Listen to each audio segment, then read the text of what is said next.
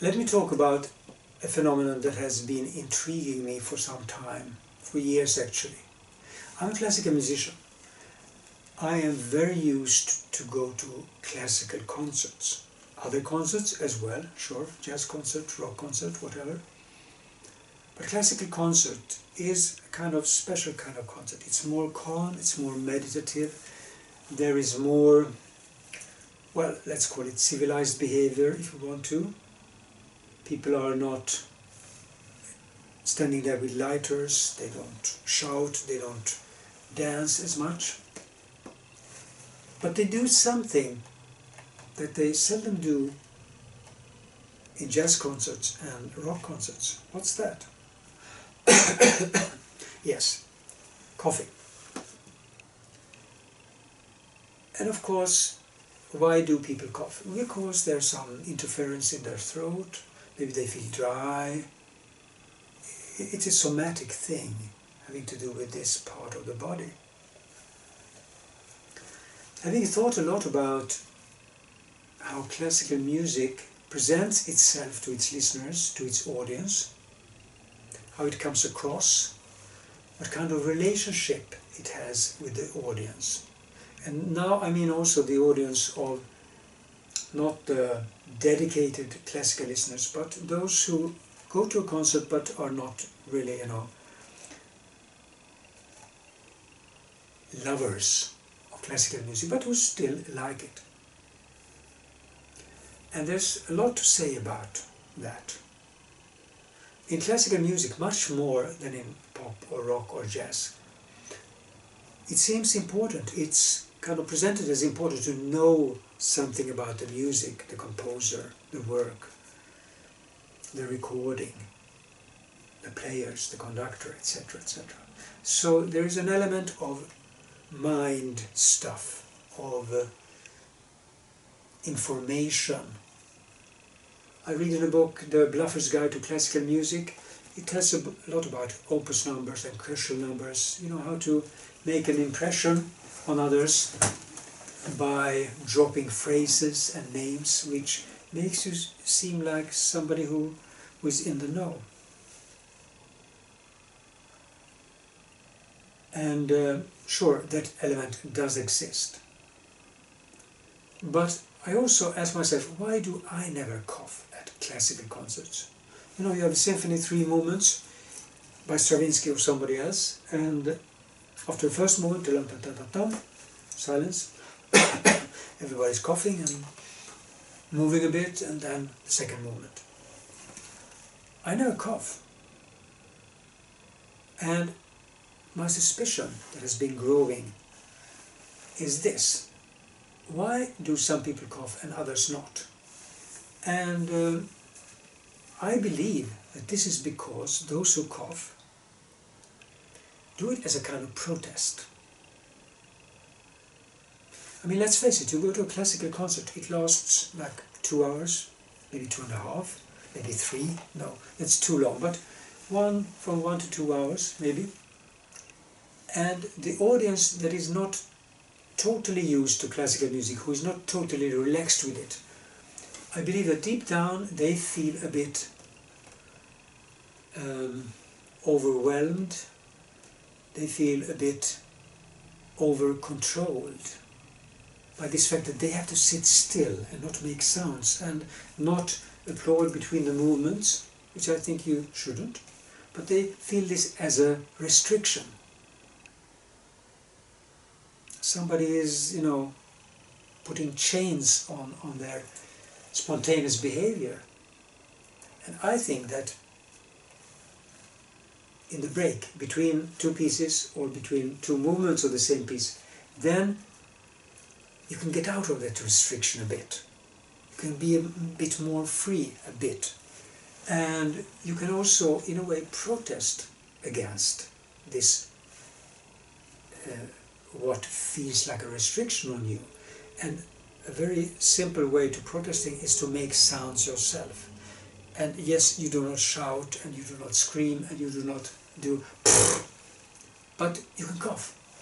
At least you are also making a bit sound, not just the orchestra and the soloist. So actually I believe that coughing is a sign, it's a sign, it's a symptom of a not totally harmonious situation between classical music, its performance, and its audience. In contrast with a pop audience that I think are much more relaxed about it. We go there because we like the band, we like the music, we don't have to sit still and be quiet, we can shout, we can have lighters, we can video the whole performance with our smartphone, etc. Here you cannot do all those things. And because some part of us feels restricted and oppressed even, then we use those small possibilities for protest that we do have. I feel better now. Yeah, I did a bit sound myself. Not just those guys, and I wasn't totally silent. I broke this silence barrier that we have. Does this sound crazy? It might, I don't know. But I'm pretty sure about one aspect of it, namely that the classical audience, excluding now the really relaxed classical music lovers who feel totally natural with classical music and concerts, feel a bit oppressed and suppressed by the workings of the classical concert. And I believe that coughing is not just a somatic thing, it's a psychosomatic thing.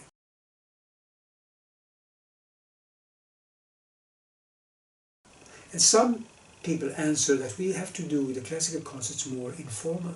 Some people say, well, you know, come in jeans, applaud between the movements, that's fine. And if you have been out shopping, bring your shopping bag with your milk and bread and whatever, your beer. Or some say, we have tweet seats, bring your mobile phone and tweet during the concert. I personally do not think that's a harmonious solution. What does it do? It brings the everyday life closer to the concert. I think what would be better is to make the audience feel more at home with classical music, more relaxed. How to do it? I don't know, it's not an easy question. One aspect of what to do and what not to do is don't scare people with classical music. This has to do a lot with how to present classical music. I believe that if we, who know classical music well, presented it in a slightly different way, or maybe a very different way, then this fear of it would not be there. And if we maybe also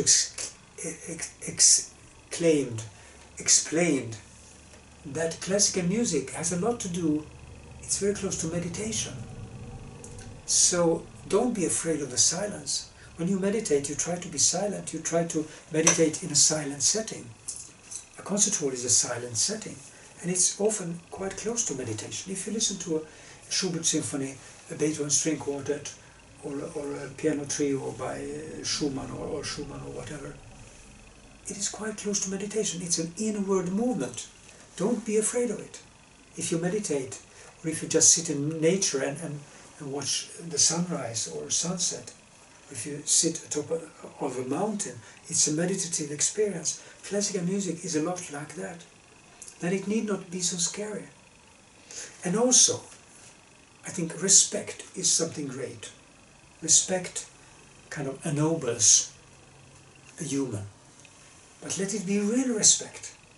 Let it come from inside, not because everybody says that Beethoven's last piano sonatas are fantastic. I mean, I've read up on that, and it's like, it's the holy of holies. It's the Olympus. You cannot get any higher. I personally think that they are not great music.